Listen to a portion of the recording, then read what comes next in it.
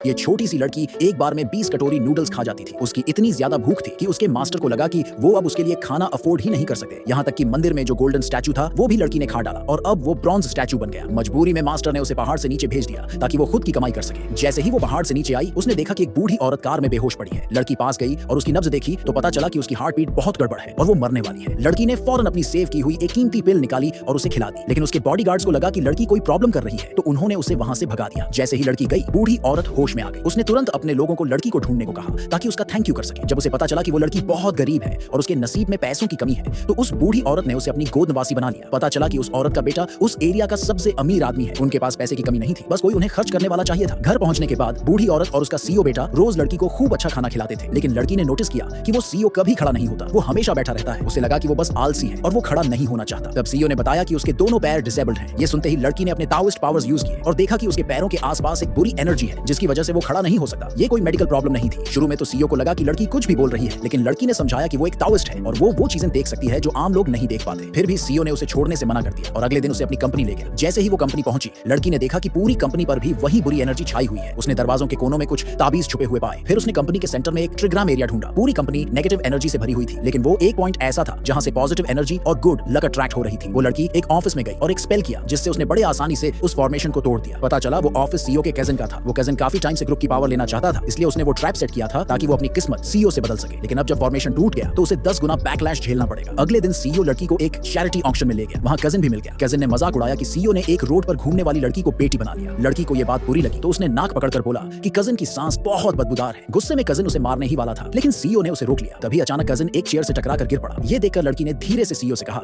कि अब कजिन की किस्मत बिगड़ चुकी है और आगे उसकी हालत और भी खराब होगी। कजिन को इस बात का अंदाजा नहीं था और वो अब भी सीईओ की किस्मत चुराने और ग्रुप को हड़पने का सपना देख रहा था। ऑक्शन शुरू हुआ। पहला आइटम था एक चीलन स्टैचू जो एक शौना हैबिट को बहुत पसंद था। कहा गया कि ये स्टैचू बुरी आत्माओं को दबाने के लिए है। इसका स्टार्टिंग प्राइस था $8 मिलियन।